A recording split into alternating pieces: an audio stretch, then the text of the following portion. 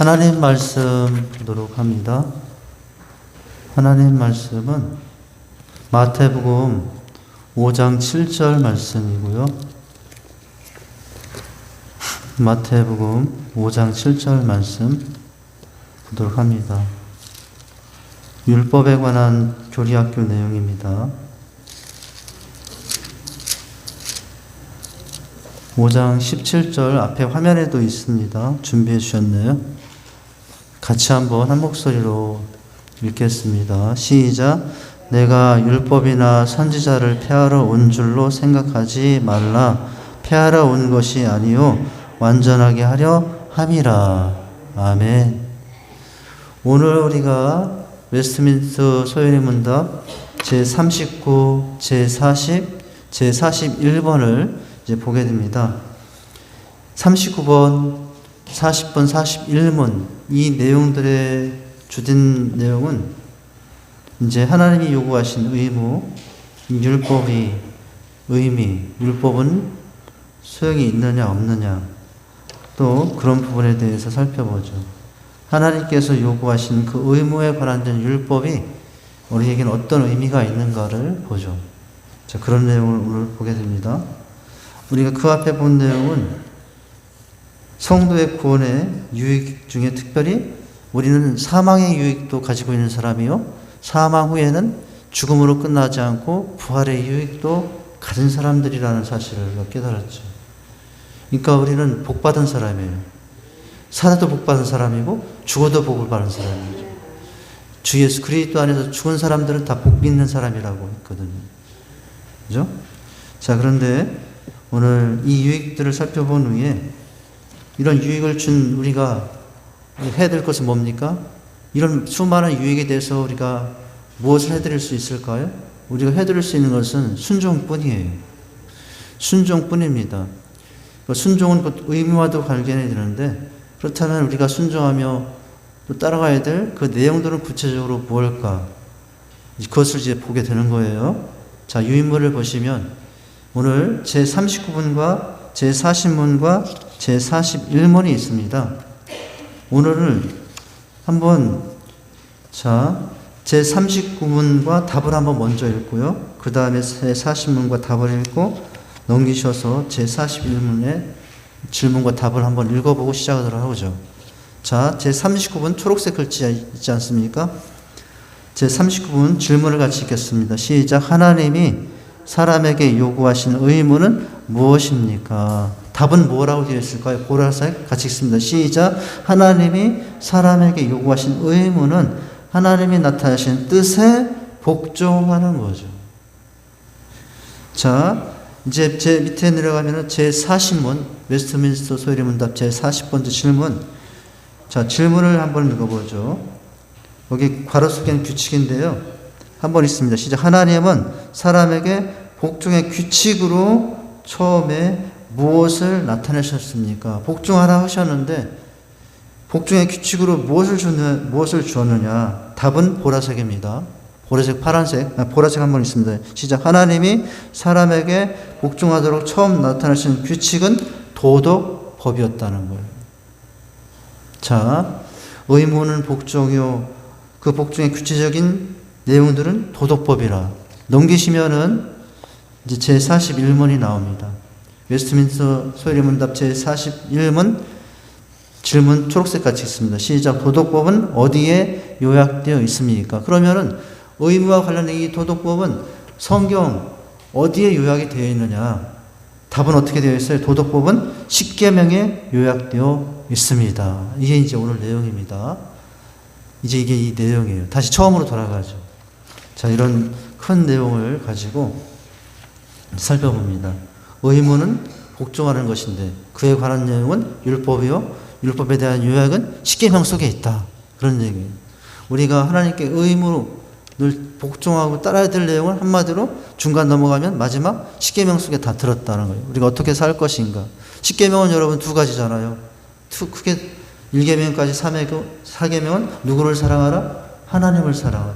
5계명부터 부살간도 고탐. 이 5계명부터 10계명까지는 서로 사랑, 이웃을 사랑하라. 그런 내용이 들어있지 않습니까? 우리는 의무에 복종하는 사람들인데 우리가 복종하면서 살아야 될 사람들은 사랑인데 누구 사랑? 하나님 사랑으로 사는 것, 누구 사랑하는 것, 그 사랑을 가지고 이웃 사랑하며 사는 것. 이게 우리가 가진 의무라는 거죠. 자, 그러면은 보십니다. 자, 우리가 제 39번 관련해서 큰 1번, 2번은 했어요. 오늘은 이제 큰 1번, 2번에 3번 할 차례입니다. 하나님이 요구하신 의무, 하나님이 나타낸 뜻에 복종하는 것, 절대적 규칙 하나님의 말씀과 하나님이 나타낸 뜻이 뭐냐. 오늘은 이제 괄호 3번입니다. 오직 성경과 성경 전체다라는 거예요. 복종과 관련된 내용인데, 자, 첫 문장입니다. 선악을 분별하며 건전하게 추론할 수 있는 능력은 성경 전체가 말하는 내용을 깊이 알면 알수록 더 많이 자란다 라는 거예요. 성경 무엇을 알아야 된다고요? 한 부분이 아니라 전체를. 네? 성경 전체를 말하는 내용을 깊이 알면 알수록 더 많아지는데, 그 다음 문장 중요해요. 저는 이 오늘 내용 중에 따라서 그 다음 문장이 중요하다고 생각하는데, 뭐냐면 따라서 오직 성경과 함께 전체 성경이 매우 중요하다는 거예요. 여러분, 두 가지 다 중요해요. 오직 성경입니다. 할렐루야. 근데 거기만 빠지면 안 되고 또 뭐 해야 돼? 전체 성경이 해야 된다는 거예요. 한번 따라서 하십니다. 오직 성경과 함께 전체 성경이 중요합니다. 자, 그 다음 장 보면 사이비 이단들 중에도 오직 성경을 부르짖는 이들이 있어요. 이단들마다 가면은 신천지, 여러 것, 여호와의 증인, 많은 이단들이 있지 않습니까? 그 이단들 주장인 게 뭐예요? 오직 성경이거든요. 근데 문제는 뭐냐면 오직 성경인데 뭐가 빠졌어요? 전체 성경이 빠졌다는 거예요.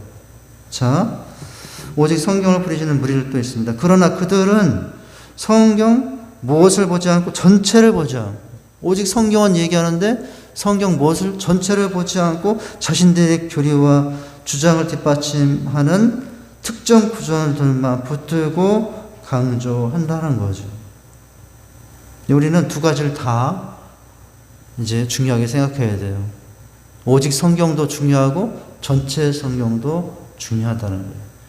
이단들은 주로 어디에 편에 빠져 있냐면 오직 성경인데 전체 성경에 빠졌다는 거죠. 네. 제가 그 숲과 나무 이야기를 가끔 했네요. 수요예배 때도 새벽 예배 때도 사사기를 말하면서 숲과 나무 얘기를 했고요. 새벽 예배 하박국을 얘기하면서 숲과 나무. 여러분, 두 가지 다 잘 봐야 되거든요. 숲만 보면 숲은 잘 보는데 뭘 못 보면 안 돼요? 그 숲을 이루고 있는 나무 하나하나를 살펴볼 수 있어야 되죠. 근데 또 반대로 나무 하나하나에 집중하다가 숲 전체 이미지를 잃어버릴 수 있어요. 두 가지가 다 중요했어요. 숲을 보되 나무를 볼 수 있어야 되고, 나무를 보되 숲 전체를 볼 수 있어야 된다는 거죠. 그게 성경도 마찬가지예요. 그래서 오직 성경 함께 전체 성경이 중요하다. 그 다음 문장 보면 성경을 편식하면서 편견과 아집에 빠져 잘못된 길로 가는 것입니다. 그들도 분명 이단들이잖아요. 성경을 인용하고 성경의 어휘와 문장을 사용하지만 결국에는 성경을 자신들의 욕심과 이익을 채우는 수단으로만 사용할 따름이죠. 성경에서 다 얘기하는데 그 성경을 무엇을 위해서 사용하냐면은 자신들의 욕심과 이익을 대변하는 하나의 수단으로 성경을 사용하고 있다는 거예요. 그 다음 문장 보면 성경의 전체 내용에는 관심이 없으면서 자신에게 유익한 부분만 확대 해석하는 것은 성경을 오용하고 그 다음엔 악용하는 것이고 하는 것에 해당합니다. 저는 남용이라고도 생각해요. 여러분, 이게 뭐냐면 오용이고요. 이게 이제 오용과 악용 사이에 남용이 있다고 생각해요. 남용. 예. 오용하고 악용하는 것인데, 여러분, 그렇게 하는 것은 오용을 지나 남용이 되고, 남용을 지나면 악용이 되는 것이거든요. 예. 이제 우리가, 그래서 성경을 볼 때 참 중요합니다. 자, 그 다음 문장을 보면, 우리가 정돈된 교리인 소율의 문답을 공부하는 이유는 이 오후 시간이 이렇게 딱딱하고 때로는 좀 지루한 내용이잖아요. 사실은 재미도 없고. 그런데요, 사실은 그 내용 속에 진국이 들어있거든요. 성경에 보면 레위기라는 성경이 있어요. 레위기를 읽다 보면 이게 도대체 무슨 얘기야? 피 얘기, 짐승 얘기 나오지만 거기에는 진국이 있고, 여러분 그 뼈 이걸 어떻게 해 먹지? 라고 하는데 이런 뼈를 삶으면 거기에 참 필요한 모든 진국이 다 나오지 않습니까?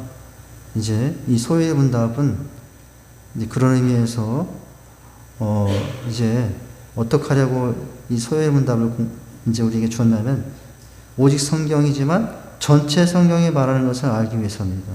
자, 문장을 다시 읽어드리면 우리가 정돈된 교리인 소유의 문답을 공부하는 이유는 전체 성경이 말하는 것을 알기 위해서예요. 그래서 여러분 지금까지 신론을 보면서 우리가 지금 교리학기를 보면서 첫 번째 신론을 봤잖아요. 신론을 보면서 그 다음에 인간론을 보면서 기독론을 보면서 구원을 보면서 여기까지 왔는데 여러분 그때그때마다 우리는 성경 전체를 가지고 여러분 살펴봤습니다.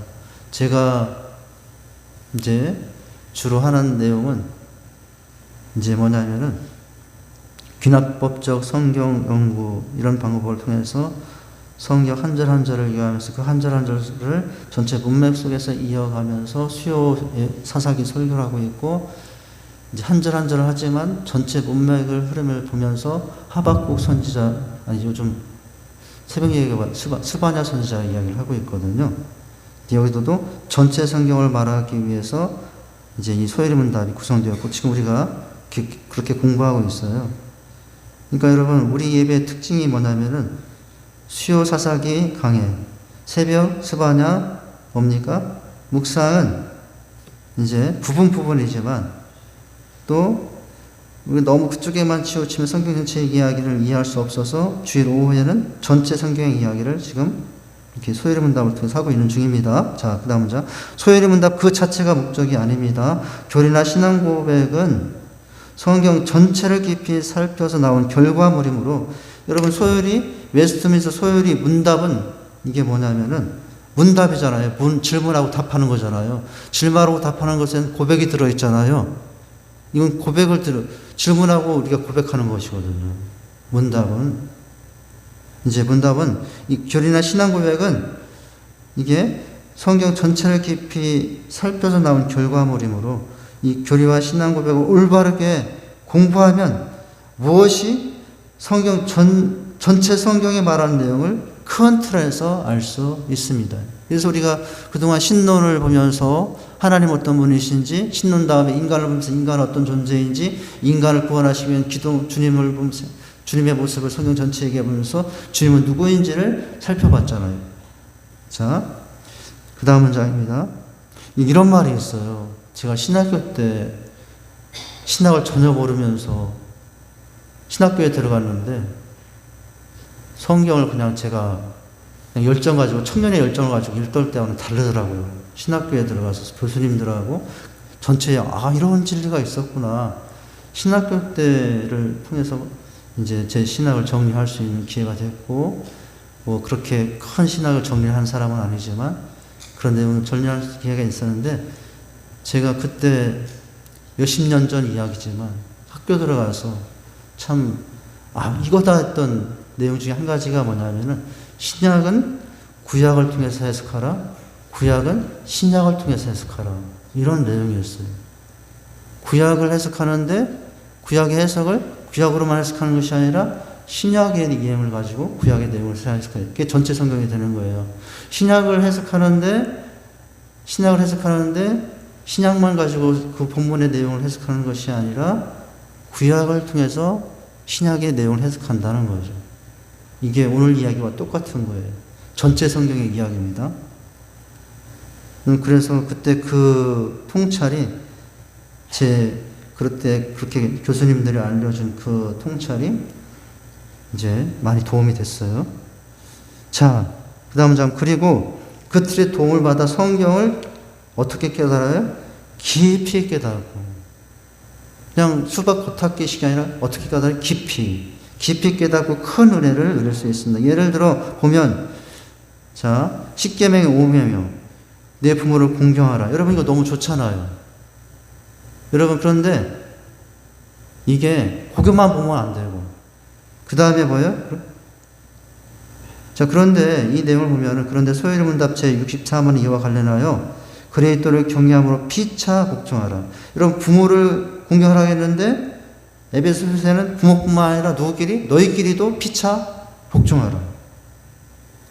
그리고 베드로전서 2장 보니까 무사람을 공경하며 형제를 사랑하여 하나님 두려워하며 왕을 존대하라.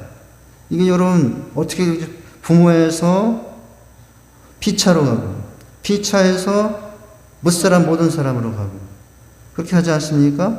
그리고 이제 형제를 사랑하여 서로 우애하고 존경하기를 서로 먼저 하며 라는 구절을 관련 성구로 제시합니다. 여러분 이 소요리문답은 이 부분을 통해서 관련된 내용, 여러분 부모를 공경하라고 했지만은 부모 공경은 곧 무엇으로 해주는 거예요?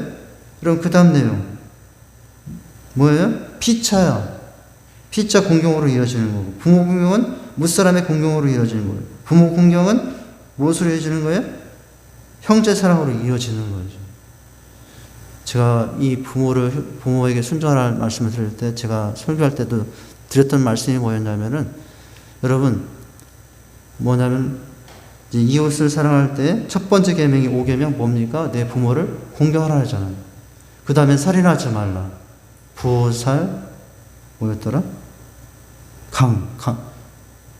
부살 이웃을 강간하지 말라. 도둑질하지 말라. 거짓말하지 말라.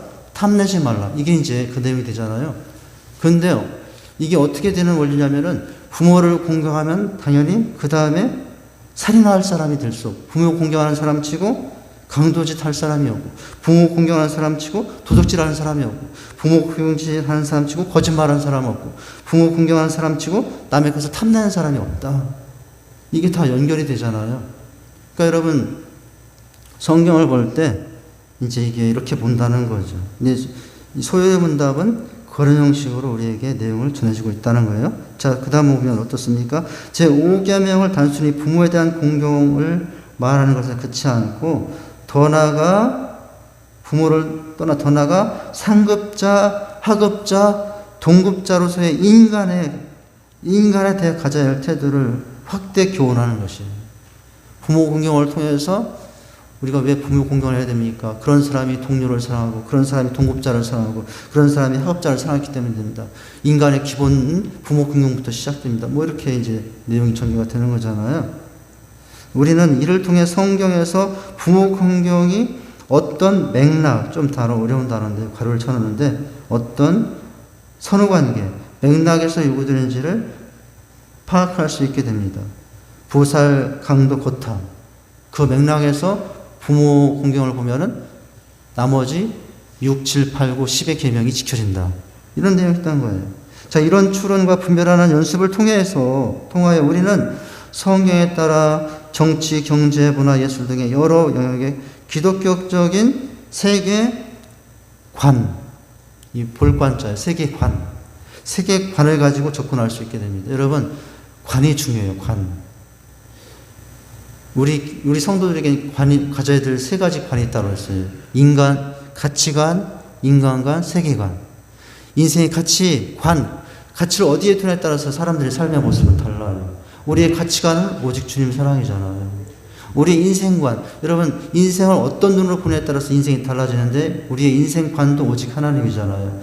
여러분 우리의 세계관, 이 세상을 어떤 시각으로 보느냐? 하나님의 시각으로 보는 게. 그러면 여러분 우리의 인생이 그런 사람이 되는 거죠. 이 세계관을 가지고 접근할 수 있게 됩니다. 이런 관을 가지게 된다는 거예요. 그러니까 여러분 부분을 통해서만 우리가 성경을 알 것이 아니라 이 웨스트민스터 소요리 문답의 내용을 통해서 이런 전체 시각을 가질 때 우리는 바른 인생관, 바른 세계관, 바른 가치관을 가지게 되는 거예요. 자, 그 다음 문장. 우리 성도들은 우리끼리만 모여 사는 존재들이 아닌 세상 속에서 불신자들과도 함께 살아가야 하므로 그 다양한 상황 속에서 우린 너무나 다양한 상황 속에 있어요. 예, 매일매일이 다르고요. 매달이 다르고, 해마다 다른. 10년 전과 다르고, 지금 다르고, 앞으로 10년 후에도 또 달라질 거예요. 근데 그 다양한 관계와 시대와 상황 속에서 이제 우리는 어떻게 되겠습니까? 그 다양한 상황 속에서 하나님의 말씀을 적용하여 더 나은 길을 찾아가야 합니다. 여러분, 앞으로 그런 다양한 상황이 내년에도 주어질 거고 10년 후에도 주어질 것이지만 우리 믿음의 사람들은 길을 찾아낼 겁니다. 그런 상황에도 우리 믿음의 사람들은 100년 후에 어떤 상황이 주어져도 진리의 길을 찾아낼 겁니다. 뭘 통해서요? 오직 성경과 전체 성경을 통해서요. 그죠? 우리가 하나님 말씀이 있다는 게 얼마나 귀한 사실이니. 자, 다양한 속에서 더 나은 길을 찾아 나가야 할 책임을 맡은 자들입니다. 그러므로 하나님이 요구하시는 것이 무엇인지를 잘 알아야만 됩니다. 근데 여러분, 하나님이 요구하시는 것은 다시 맨 위로 답을 보면은 요구하시는 의무는 뭐라고요? 보라색을 한번 읽어볼까요? 시작. 하나님이 사람에게 요구하시는 의무는 하나님이 나타내신 뜻에 못하는 것, 복종하는 것이죠. 복종하려면 전체 성경을 잘 알아야 전체 성경 문맥 안에서 여러분, 그렇잖아요. 나는 분명 공부하라고 했어. 이제 탐내도 돼. 이렇게 안 되는 거죠. 이제 그런 내용 앞에 했던 내용이고요. 자, 이제 40번으로 넘어갑니다. 제 40문. 자, 질문 다시 한번 읽어보죠. 초록색 다시 한번 읽겠습니다. 시작. 하나님은 사람에게 복종하는 규칙으로 처음에 무엇을 나타내셨습니까? 그렇다면은 무엇을 나타내셨느냐? 이제 답을 한번 읽어볼까요? 시작. 하나님이 사람에게 복종하도록 처음으로 나타냈던 규칙은 도덕법이었습니다. 라는 내용을 넘기시면 이제 이 내용은 40문과 제 41문을 같이 합니다. 내용이 질문 40번의 질문과 41문의 질문이 같은 한꺼번에 정리하는 게 편리하기 때문에 이렇게 구성이 된 것 같은데요. 자, 제 41문. 그렇다면 그 도덕법은 어디에 요약되어 있습니까? 답은 도덕법은 십계명에 요약되어 있습니다. 라고 했습니다. 이제 첫 문장 또 읽어보죠. 소일문답 제 39문은 하나님이 사람에게 당신에게 나타나신 뜻에 복종하기를 요구하신다고 말했죠. 제 40문은 하나님이 처음에 나타나신 그 뜻이 어디에 있음을? 도덕법에 있음을 밝혔죠. 이어서 제 41문 그 도덕법이 어디에 내포되어 있다고요? 십계명에 간략히 요약되어 있다고 말합니다. 성경에는 이제 율법, 이 도덕법은 율법인데 이 율법이란 단어를 수백 번 넘게 나오지만 항상 같은 뜻으로 사용되는 것은 아닙니다. 성경이 말하는 율법의 다양한 의미를 지금까지 학자들의 용어를 통해서 살펴보도록 하는데요. 자, 우리가 지금까지 살펴본 도덕법에 대해서 살펴보죠. 이 도덕법은 십계명에 요약되어 있다고 했습니다. 근데 여러분, 이 십계명에 요약된 이 도덕법은 십계명에 요약되어 있는데 그것은 곧 율법인데요. 십계명은 곧 율법인데 우리가 주의할 것이 있다고요. 첫 번째 주의할 것은 율법과 율법주의의 차이에 대해서 알아야 돼요. 여러분, 율법을 우리는 무시해서는 안 되지만 우리가 주의할 것이 있는데 율법주의자들이 되면은 안 돼요. 율법을 귀하게, 하나님의 말씀을 귀하게 여기지만 여러분, 율법주의자가 되면은 안 된다는 거예요. 그럼 왜 그런지 한번 보죠. 자, 첫 문장입니다. 우리는 율법으로가 아니라 오직 뭐의 은혜 구원받았음을 알고 믿습니까? 여러분, 율법이 아니라 우리는 오직 은혜로 구원받았잖아요. 여러분, 율법으로 구원받을 사람이 있을까요? 이 세상에 율법으로 구원받을 사람이 있습니까? 있습니다. 딱 한 분. 예수님이에요. 예수님은 율법만 가지고도 구원받을 수 있는 거예요. 그런데 인간은 율법이 하나님께 주신 아무리 좋은 법일지라도 누구의 한계 때문에? 율법의 한계 때문이 아니라 인간의 한계 때문에 우리 율법으로는 구원받을 수가 없어요. 그 율법을 주신 하나님이 한계가 있어서도 아니고 하나님 주신 율법이 한계가 있어서도 아니에요. 율법으로 구원받을 수 없는 것은 누구의 한계 때문에? 나의 한계 때문에 그래요. 자, 이제 그런 차이입니다.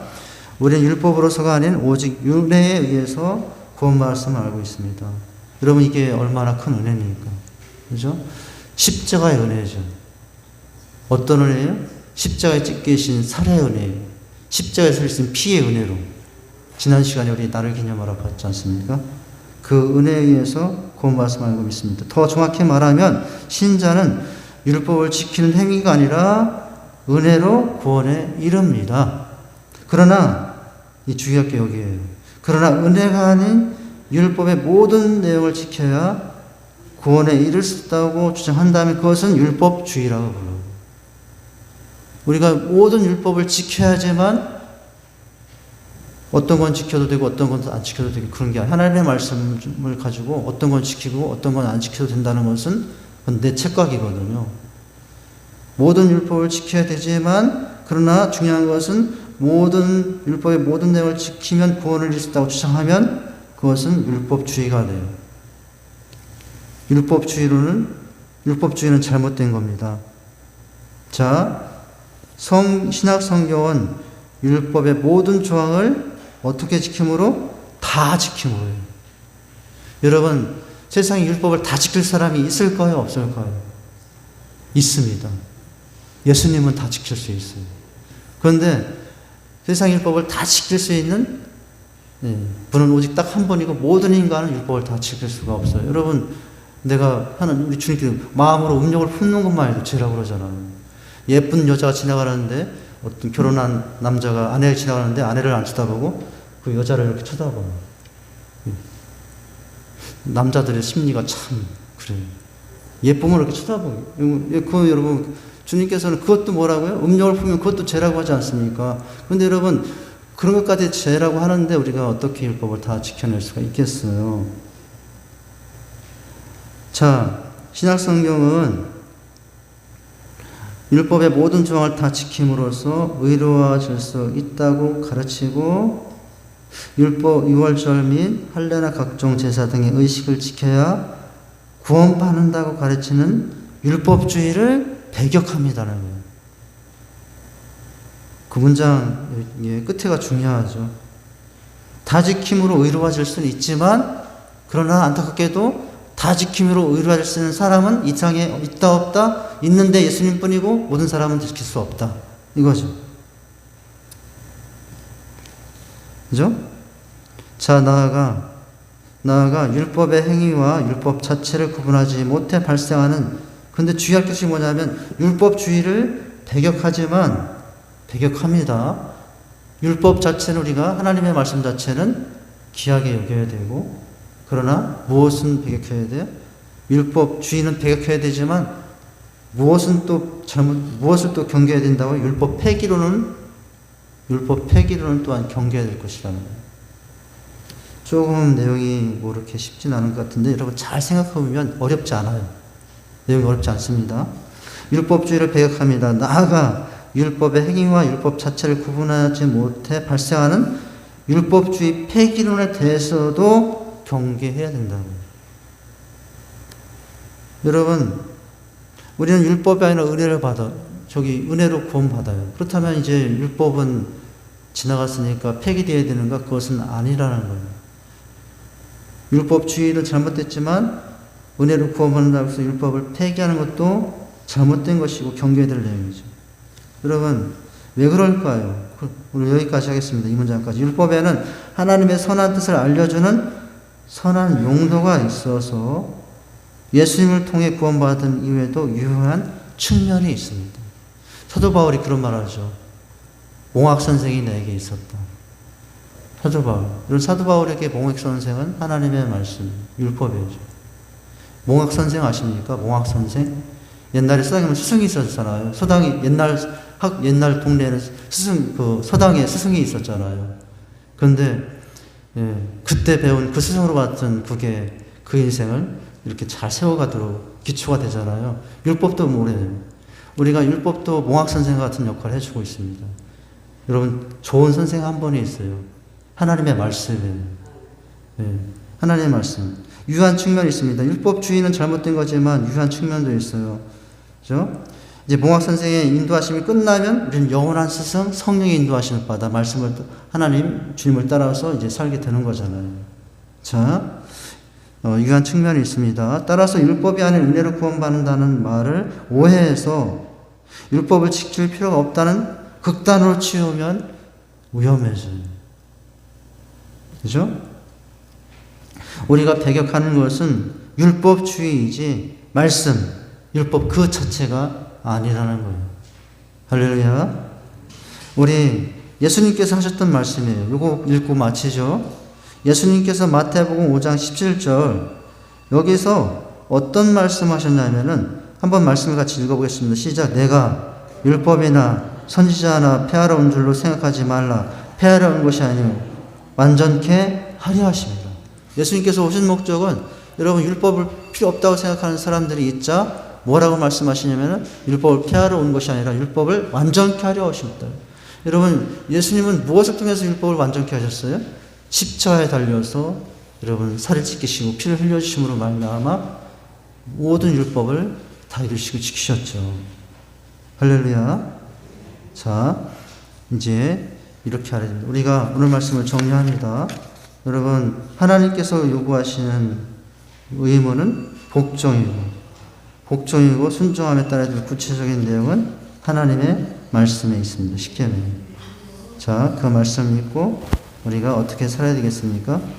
예, 이제 모 선생이 되어 우리 앞길을 인도하는 그 말씀의 길을 잘 따라가서 여러분 구원을 더 아름답게 완성해 나가면서 살아갈 수 있는 저와 여러분 될 수 있기를 주님의 이름으로 축원드립니다.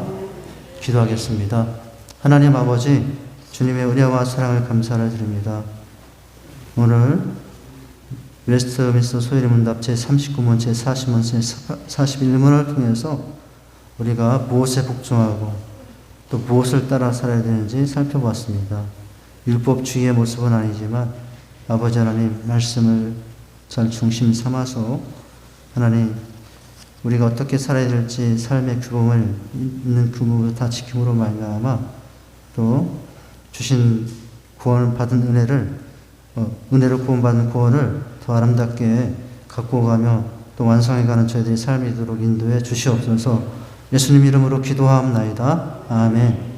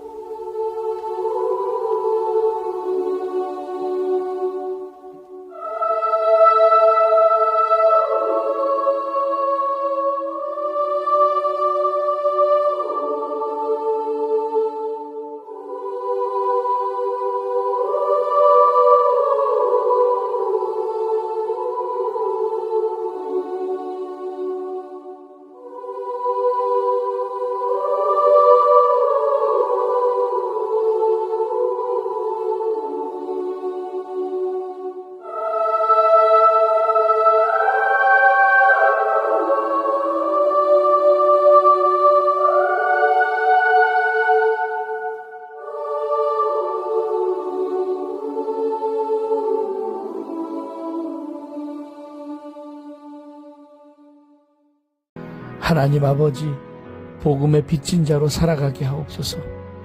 하나님을 알지 못해 방황하는 불쌍한 영혼들에 대한 아픔을 갖게 하옵소서. 그들의 슬픈 눈동자를 마주보게 하옵소서. 방주문이 닫히기 전까지 안타까운 마음을 가지고 복음의 비밀을 담대하게 전하게 하옵소서.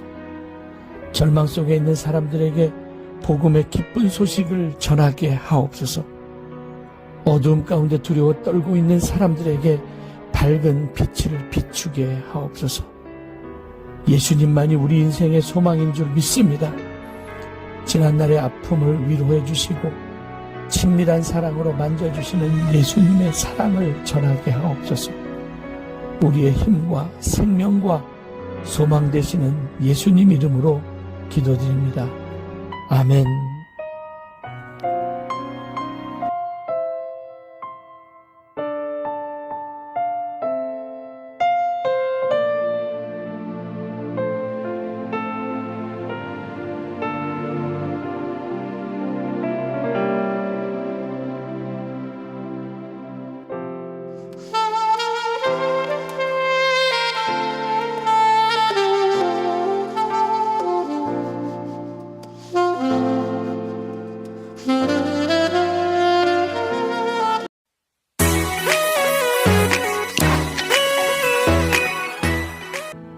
하나님은 택한 자녀를 향해 여호와의 영광을 나타낼 사람이라고 선포하십니다. 복음의 아름다운 소식을 세상에 전하는 사람이기 때문입니다. 또한 마음이 상한 자를 고치고 영과 삶이 묶인 자에게 자유를 선포하며 슬퍼하는 자를 위로하는 직분이 바로 믿는 자의 사명입니다. 믿는 자는 자기 아픔만 생각하지 않고 주변 사람의 마음속 상처까지 위로해 줍니다. 더불어 말과 행동 하나도 상처 주지 않으려 애쓰는 사람입니다. 하나님의 영광을 나타내는 자는 고양이 목에 방울을 다는 심정으로 굴레에서 벗어나도록 도와야 합니다. 삶 속에 슬픔과 눈물이 있는 사람도 많습니다. 고통과 절망 속에 처한 이들은 진심이 담긴 위로를 갈망합니다.